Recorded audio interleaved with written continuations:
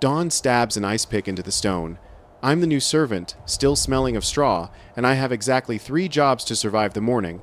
Don't freeze to death, don't drop the Lord's chamber pot, and don't run into the ghost in the North Tower a second time. Sounds like a joke. It's not. Now, walk with me, because the scariest thing in this castle isn't the enemy outside the walls, it's everything inside. And what's waiting behind this wooden door smells worse than any rumor. Brace yourself, because this is the easy part. I bolt upright from my bed, a sack of straw as hard as a fist. Anyone back home complaining their memory foam is too soft, I invite them to one night on this. The straw stabs like needles, tiny bedbugs run a marathon on your back, and the cold from the stone shoots straight into your spine. The walls are thick as an oath, great at keeping everything out except the heat. This castle is a mega-sized refrigerator.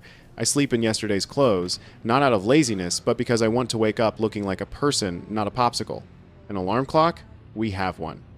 The kind that crows, screeches, and kicks doors. The kitchen rooster screams like the devil's got him by the throat. Then the castle's human clock, an old servant, storms the halls, yelling, "Up!" like we owe him blood. You thought there'd be a gentle chime? Gentle hasn't been invented here. Morning hygiene means the sword, no, the bucket of water, cold as pins. I bend over, splash it right in my face. The water hurts like a slap. No shower, no temperature control. Just you and your enemy, the bucket. Soap? We call it soap to be polite. Wood, ash, mixed with animal fat. Rub it on, and you smell like a campfire and a barn. The rich use olive oil soap that costs a whole sheep. I use the stuff that gets you clean by adding another layer of callus. And yes, someone smart designed a water heating system with pipes near the kitchen fire. The pipes were made of lead. Get clean, or get clean and slowly poisoned? Your choice. Nature calls. The garderobe, a toilet built into the wall, is just a hole looking straight down into the moat. The wind blows back up, and history, no, the smell of shit, hits you right in the face. They hung clothes next to it, believing the stench repelled moths. Medieval aromatherapy. No garderobe? You use the pot, and when you dump it out the window, the rule is to yell "Gardez low," so people below can dodge. Water is just the polite term. Anyone downstairs a second too slow gets a hot golden rain. Are you eating breakfast while watching this? Sorry, there's more. Out in the hall, my feet sink into the floor, rushes our cheap-ass carpet. The top layer looks okay, but underneath is a year's worth of spilled food, mud, animal droppings, and things I can't name. Sometimes the steward scatters fresh herbs like lavender or meadowsweet to mask the odor. The result? It smells like flowers mixed with. The truth, the reek of a giant compost heap, fermenting right under your feet. And don't ask where the rats are. They're everywhere. Chewing books, chewing shoes, chewing on your sleep. At night, they crawl across your face like you're their new favorite pillow. I pass a window. That's a nice word for it. It's really an arrow slit, narrow as a suspicious eye. It's stingy with light, but generous with the wind. Anyone asking for a sunrise view gets a bonus sore throat. These slits are great for shooting arrows, but for lighting a room? A cheap candle does better. Except candles are expensive. One candle costs a whole day's wages. If you're saving money, night means total darkness. Your ears do more work than your eyes. Sometimes you hear armor clinking by itself like it's doing calisthenics. Trust me, you'd run too if you saw your own reflection in a shield. That knight who broke his sword, screaming "Demon," is still the joke of the castle. The kitchen wakes up. Hot bread shoves its smell down the hall, dragging the scent of smoke, old grease, and yesterday's undumped trash. Breakfast depends entirely on where you sit at the long table. Sit near the Lord, the world is yours. Fresh bread, hot meat, rare fruit. Sit at the far end, you eat pottage, a stew of not quite rotten vegetables, boiled until they've forgotten their own names. Your plate is a thick slice of stale bread called a trencher. After you're done, the grease-soaked trencher is, by law, given to the poor. Are their teeth as strong as armor? I hope so. The salt cellar near the head of the table is a power symbol. I heard 2 knights drew swords just to move half a foot closer to the salt. Your modern Wi-Fi has nothing on medieval salt. What to drink? The castle well is great at collecting everything except clean water. The solution is small beer, so weak even the kids drink it. A medium-sized castle can chug a few thousand pints a day. The brewer is the real peacekeeper. Bad beer means civil war. You're probably thinking, beer for breakfast? Yes, because it's safer than the water. Don't try to be moral here. Your stomach will laugh in your face. Table manners aren't like in the movies. Forks are rare, knives are short, and hands are the main tool. The etiquette book literally warns, do not wipe grease on your beard. The fact that it's written down means it was happening. A lot. Also, don't bite off more than you can chew. I swear the jester almost choked to death at the table once.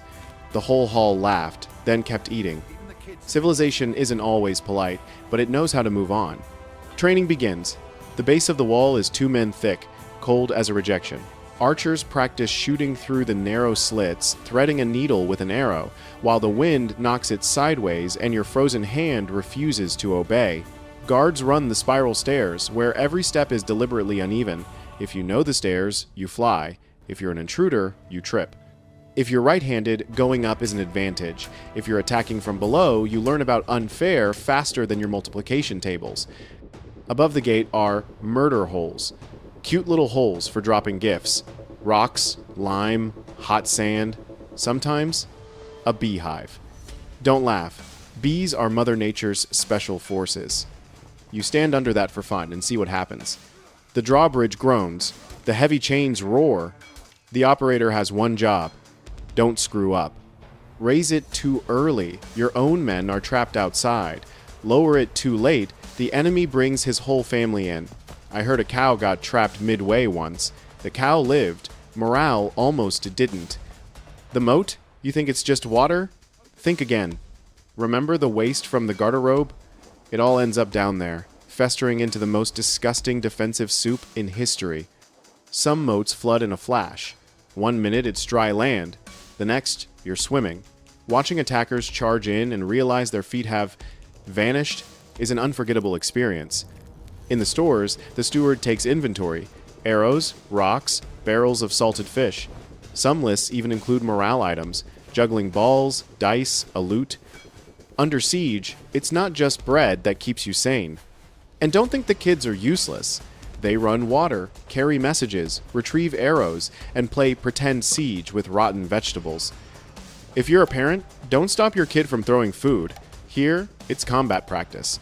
When we're not fighting, we make our own fun. Jousting. 2 men on horseback charge at each other with pointy sticks. The backyard version gets weird. Blindfolded, riding backward, or trying to sing while charging. Dice are banned but played obsessively, with names that sound like secret prayers. One guy won his master's horse and then lost it, plus his wages on the very next throw. Life's a wheel, and so are the dice. The jester is the rock star. He's allowed to mock the powerful and keep his head. A good jester earns more than a soldier. Art here is a dangerous job. Laugh at the wrong time, you get slapped. Laugh at the right time, you get paid. They're literally betting their lives on a joke. Upstairs, the lady of the castle walks the hall with a ledger thick as the wall. When the lord is away, she's the commander-in-chief. Payroll, provisions, contracts, defense. She counts the eggs, the loaves, the candles, the arrows, the debts, the arguments between the baker and the cook, and the number of times the jester fell in the moat while performing. She also teaches the children letters, numbers, manners. If some young lordling uses his sword to cut his cheese, she corrects him. You think managing a company is hard? Try managing a castle that's also a barracks, a farm, a hospital, an armory, and full of heavily armed, drunk, gambling men. She's the real boss bitch, and nobody messes with her. Medicine shows up when someone screams, "Ow!" The physician opens his bag. Knives, potions, herbs, wine, weird powders. No real anesthesia, just booze and biting down hard. The philosophy is simple. Bloodletting balances the 4 humors. Feeling sleepy? Take some blood. Feeling too energetic? Also take some blood. That potion of wine, honey, and herbs? The effective parts are probably the wine and honey.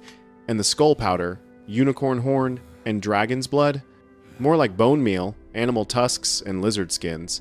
Desperation turns anything into medicine. The dentist, who's also the barber, pulls teeth like nails and fills cavities with lead. I saw one knight have his whole jaw emptied before a tournament to avoid distractions. Guts or stupidity, you decide. The afternoon collapses. Wind sweeps the sills, torches come alive, and darkness takes over. Candles are money, so everyone hoards them. Walking the castle at night is a game of, guess what I just tripped over? Guards sing on patrol, so everyone knows they're awake. Whoever sings badly gets logged, not for art's sake, but because people think an intruder is sneaking around. Ghost stories bloom. Everyone's got a white lady, a sound of chains, a self-rearranging library. Some castles keep official ghost reports, time, place, and what the ghost was wearing. It sounds hilarious, but it keeps people sane. Night is when the dungeon speaks, not with voices, but with the smell of aged mildew. Cells are tight, walls wet as if they're crying. It's cold all year. There's a luxury tier for nobles. A small window, a chair, the rest get stone and rats. Debtors are the regulars, locked up for piddly things. A haircut, a loaf of bread. The jailer is more like a sleazy hotel manager. His log is full of complaints. Jeff wants a softer pillow. William complains about the draft. The merchant in cell 3 is selling real estate to other inmates. One guy tried to dig an escape tunnel and broke into the food pantry. He was caught taking a spoonful of honey before resuming his escape. His crime? Having good taste. I got sent to the dungeon midnight, not a sweet-smelling job. The hall was wet. The torch threw shadows like long arms. I heard a scrape behind me, spun around just a suit of armor. My heart tried to escape my chest. I walked faster, another whisper, like breathing. I held my breath, hugged the wall, passed the iron door, delivered the goods, and turned. A hand shot out from the bars, grabbed my wrist. It was warm. "Thanks," a rough voice said. I jumped, then understood. Ghosts don't say thanks. People do. I pulled my hand back, left a hunk of bread. The night got quiet. Dawn cuts the sky again. The rooster screams, the old servant yells, and we start all over. The loop doesn't kill you. It grinds you down, hard as the castle stone. Nobody living in a castle is a dreamy prince or princess. They're just people learning to breathe smoke, sleep on straw, eat with their hands, fight with their wits, and laugh on an empty stomach. You might see dirt, cold, noise, and misery. You're right, but it's also how a tiny community survives in a world of stone and iron. Every brick doesn't just stop an arrow. It stops the fear long enough for people to dare to live one more day. You want the survival guide? 3 things I learned after one day with my ears still attached. Always know which way the wind is blowing. Always keep a dry piece of bread in your pocket, and always be nice to the brewer. Oh, and never ever walk under someone's window in the morning after they've just eaten. Trust me. If you're still here, you've survived the smell, the cold, and the truth. Try to imagine walking in, putting your hand on the stone wall, feeling it breathe with you. Could you survive one winter here when the wind cuts off your ears, the water freezes in the bucket, and candles are as rare as gold? Don't answer yet, because in the next episode, I'm taking you through one perfect blizzard night in the castle. The drafts screaming, the fires roaring, and the spiral stairs turning into a trap for fools. If you want to see how we stay warm with no central heating, how we keep food from the rats, and how we scare the ghosts back, hit subscribe, drop a comment saying I'm ready for the castle, and share this with a friend who still thinks this life is a fairy tale. Hit the bell so you don't miss it. The storm is coming, and the next part will make you pull the covers over your head.